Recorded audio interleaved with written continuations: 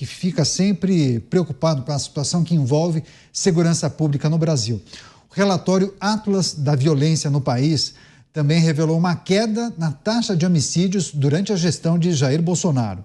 Logo no primeiro ano, o índice caiu de 27,9% em 2018 para 21,7% em 2019, com um leve aumento em 2020, mas voltando ao mesmo patamar de 21,7% em 2022.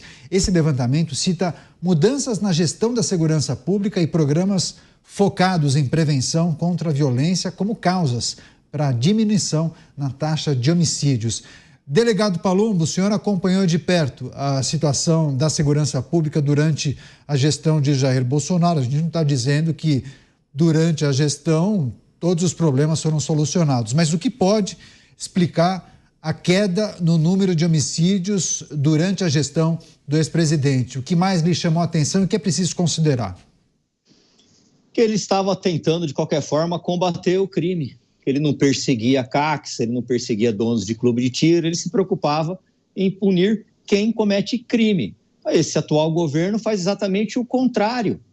É a favor de invasão de terras, é crime, esbulho possessório, é crime. Na Bahia tem um monte de facção, estão se matando a todo instante. Rio de Janeiro, a mesma coisa. E a gente não vê uma política para a gente enfrentar o crime. E aí eles ficam falando o tempo todo, batendo na tecla, não só ele, mas também os seus ministros, que tem que colocar a câmera na polícia, que tem que punir, que tem ouvidoria. A polícia já é punida por si só com o salário ridículo que ela recebe. Ela recebe punição, todo final do mês tem a punição para a polícia. Ó, você se matou de trabalhar, você fez bico pra caramba, tome aqui essa merreca, se não cumpriu o que o comandante faz, tá preso, e na Polícia Civil vai parar na corregedoria. A Polícia Civil e a Militar passam por isso todos os dias. A científica, a penal, a mesma coisa. Então, outra coisa que eu queria deixar bem claro aqui. Se está numa casa aqui, entre nós quatro aqui, eu estou armado, o Mota está armado, e o bandido sabe que você, Caniato, nem o Beraldo não estão. Eles vão invadir qual casa? Isso é óbvio. Tinha uma frase que ficou conhecida, que o ex-presidente chegou a falar por diversas vezes. Claro que você pode analisá-la de várias formas, mas eu acho que é diretamente ligada a esse tipo de exemplo dado pelo delegado Palumbo, que é: povo armado jamais será escravizado, e claro que faziam muitas reflexões a respeito, mas eu entendi algo nesse sentido, esse exemplo dado pelo delegado Palumbo. Quais são as suas reflexões para a queda na taxa de homicídios durante a gestão de Jair Bolsonaro, hein, Mota? No primeiro trimestre de 2019, o número de homicídios caiu 24%. A melhor explicação que eu tenho para isso, Caniato, é a mudança de atitude. Os bandidos leem jornal, os bandidos veem televisão, eles usam a internet, eles sabem quem está mandando. Agora eu vou começar o meu comentário lembrando que a entidade que fez esse relatório recebe patrocínio da Open Society Foundation, a fundação do bilionário Jorge Soros, e também da Ford Foundation. A Ford Foundation é aquela instituição que financiava ou financia o grupo que atende pelo nome ridículo de Sleep Giants. Tá? Então, isso é importante vocês saberem. Esse grupo, esse fórum, produz um relatório chamado Mapa da Violência. E eu não entendo porque não chamam de mapa do crime. Na verdade, eu entendo sim. É porque o crime tem um culpado, o criminoso, que tem que ser punido. Violência é uma coisa genérica, né? A gente reclama da violência, a sociedade está violenta, a mídia está violenta, é uma coisa espalhada por aí. Eu não li o relatório todo, dei só uma olhadinha. Pelas informações divulgadas, eu não vi grande novidade, exceto um conceito de homicídios ocultos. Eles têm lá uma fórmula para computar homicídios que, segundo eles, não foram registrados como homicídios, mas são homicídios. Eu achei meio discutível isso. Agora, morte a esclarecer. O essencial... Perdão, Oi? Perdão, Mota, eles colocam como morte a esclarecer. Aí fica na dúvida se foi uma morte natural ou se foi uma morte de violência. E aí eles dizem que eles usam uma metodologia de alguns pesquisadores para assumir que algumas dessas mortes foram homicídios, enfim. Nada disso altera o essencial, que é o fato de que o Brasil vive uma guerra civil há muitos anos, uma guerra na qual apenas um lado está armado. Você, delegado Palumbo, chegou a dar uma olhada, mas especialmente em relação à questão que envolve a administração do ex-presidente Jair Bolsonaro. Só que antes disso, eu vou trazer um outro dado, delegado Palumbo. Só o Beraldo vai trazer, não, o Beraldo vai fechar só essa análise em relação à queda na taxa de homicídios durante a gestão do governo Jair Bolsonaro, e depois eu trago os números totais, inclusive alguns já citados pelo Mota. Você, Beraldo. Não, o que a gente precisa lembrar é que o resultado ele deveria ter sido muito maior, né? Jair Bolsonaro foi eleito alimentando uma esperança, uma expectativa de que haveria finalmente o mesmo combate à corrupção que a gente viu na época da Lava Jato, que a gente veria no combate às organizações criminosas e na redução dos índices de criminalidade. Ele já pegou o país vindo de um início de transformação no governo Michel Temer, que já estava atento a essa situação grave da segurança pública no Brasil, e aí começou um trabalho. Sérgio Moro, o ministro da Justiça, começa fazendo a transferência de presos, né, para tentar tirar a força que persistia para os cabeças das organizações criminosas dentro dos presídios. Só que aí vem a pandemia, né, que atrapalhou tudo, atrapalhou a questão econômica, mas também atrapalhou ali a prática, o colocar em prática projetos quaisquer de qualquer governo. Não é só porque era o governo Jair Bolsonaro, qualquer governo que estivesse ali teria que ter lidado com isso. Então foi um mandato muito atrapalhado em razão da dinâmica imposta pela pandemia e os desafios que decorreram dela. Agora, eu acho que as iniciativas ainda foram muito tímidas, porque conforme nós discutimos aqui, dia após dia, para que a gente realmente esteja no caminho de resolver essa crise de segurança pública no Brasil, a gente precisa mudar coisas essenciais. Aí não dependem só do presidente da República, depende do Congresso, depende do Judiciário, depende de uma reorganização de todos os envolvidos nesse esforço de acabar com o crime, porque as pessoas que defendem, que querem passar a mãozinha leve na cabeça de vagabundo, essas pessoas não têm uma justificativa plausível, elas têm que ser atropeladas pelo processo para que quem realmente tenha disposição e vontade de resolver o problema fique no comando. E para resolver o problema da violência, a gente precisa reconhecer isso que o Mota falou. Estamos em guerra civil. E guerra civil se vence lutando, na batalha. Não vem com esse papinho de que vamos ressocializar vagabundo, não. A gente vai ver, infelizmente, para resolver o problema do jeito que ele está hoje, nós vamos ter que ver uma polícia muito bem equipada, bem treinada, motivada, e o judiciário que não fique punindo policiais que fazem o seu papel. E o papel da polícia para vencer essa guerra passa por matar muita gente que não está a fim de se enquadrar. Pessoas que olham para um policial, sacam uma arma e dão tiro para matar policial. Como é que se combate esse tipo de coisa? Com discurso, com palavra, com site de denúncia? Não. É com dedo no gatilho. É com mais habilidade que o vagabundo, com mais armamento que o vagabundo, com mais bala do que o vagabundo. É assim que se vence essa batalha.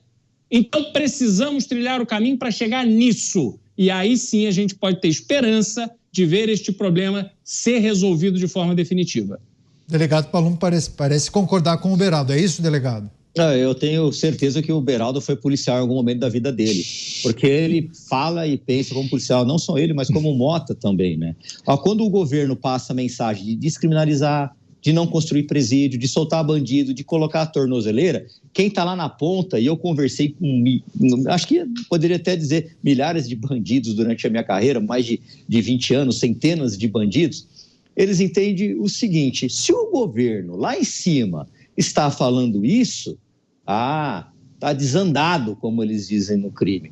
O negócio está perdido, então vamos roubar. É essa mensagem que aquele ladrão do semáforo, ladrão de carro, ladrão de moto, ladrão de celular, ele recebe, mas o governo está meio que liberando, né? Quer descriminalizar, pequenos furtos não tem tanta importância, vamos deixar para lá, vamos liberar as drogas, vamos colocar a tornozeleira e soltar todo mundo, construir presídio não é investimento. Então fica numa situação difícil, a polícia fica enxugando o gelo o tempo todo. E só a gente parar para pensar, tá melhor ou tá pior agora? Tá muito pior, Caniato. No bairro que eu moro, em Perdiz, eu recebo reclamação todos os dias, inclusive teve até latrocínio lá, coisa que nunca teve no passado. Roubo pra caramba. Outro dia minha mulher estava num carro, levaram o celular de uma criança que estava no banco de trás, quebraram o vidro ali na Francisco Matarazzo, coisas que nunca aconteceram. Por quê? Porque é essa mensagem que esse atual governo passa o tempo todo para a bandidagem. Fiquem à vontade, nós não vamos perseguir vocês. Se tiver um projeto de lei para tirar benefício, como por exemplo a saidinha, nós vamos vetar. Ainda bem que tem um Congresso Nacional para derrubar o veto. Olha só, antes de passar para o Mota, eu vou trazer uma informação relacionada a esse relatório, porque segundo o Atlas da Violência 2024, o Norte e o Nordeste do Brasil lideram a lista com as capitais com maiores taxas de homicídios por 100 mil habitantes e possuem índices de mortes violentas acima da média nacional. Esse relatório foi publicado na terça-feira pelo Instituto de Pesquisa Econômica Aplicada e também pelo Fórum Brasileiro de Segurança Pública. Salvador, Macapá, Manaus, Porto Velho, Fortaleza, Recife, Aracaju, Maceió, Teresina, Boa Vista, Natal e Palmas estão entre as 12 capitais com maiores taxas de homicídio. E a Bahia é o estado com a maior taxa de mortes. Já o DF, Distrito Federal, São Paulo e Santa Catarina puxam essa média para baixo. Mota, o que a gente precisa considerar entre essas regiões com as maiores taxas de homicídio e aquelas com as menores taxas? Tem uma relação direta com o tipo de administração nessas regiões? Também, Caniato, também. Mas eu preciso chamar a atenção por um fato aqui, que tem a ver com o meu comentário anterior. A maioria das organizações não governamentais que coleta dados sobre segurança pública ou desenvolve pesquisas entre aspas, sobre segurança pública no Brasil, tem viés garantista, progressista, esquerdista, socialista ou marxista, vocês decidem qual é o melhor nome. Ou seja, elas não acreditam na punição de criminosos. E isso contamina o trabalho delas, que é sempre feito na direção de sustentar uma narrativa. Eu acabei de dar um exemplo, é Atlas da violência. Por que não é Atlas do crime? Porque violência é uma coisa, difusa, não é responsabilidade de ninguém. É sempre um trabalho na direção de afastar a culpa do crime do criminoso e colocar a culpa na sociedade. Então não se deve prender, é preciso manter a saidinha, porque a saidinha ajuda na ressocialização. Você constrói um mundo de fantasia. E é preciso muito cuidado, Caniato, porque esses dados sobre criminalidade, eles são fatiados, temperados e apresentados de forma a sustentar uma narrativa, que não é o que acontece na realidade. Eu vou só chamar a atenção, Caniato, de dois trechos desse relatório, que eu fiz questão de trazer aqui. Na página 118, está lá.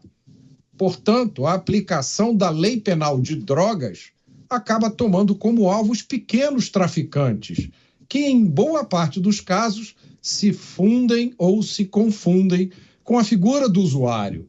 Trata-se de pessoas que vendem drogas para financiar seu próprio uso. É poético, está na página 118. Mas tem mais, na página 121. A política de proibicionismo e de guerra às drogas, além de ser totalmente ineficaz para fazer diminuir a prevalência dessas substâncias, gera custos sociais e econômicos vultosos. E não apenas em termos de gastos estatais inúteis e de vidas perdidas, mas também por ser um elemento dinamizador da violência e do esgarçamento das condições de segurança pública, via encarceramento em massa. Está lá. Agora vou terminar. Mais um trechinho da página 121.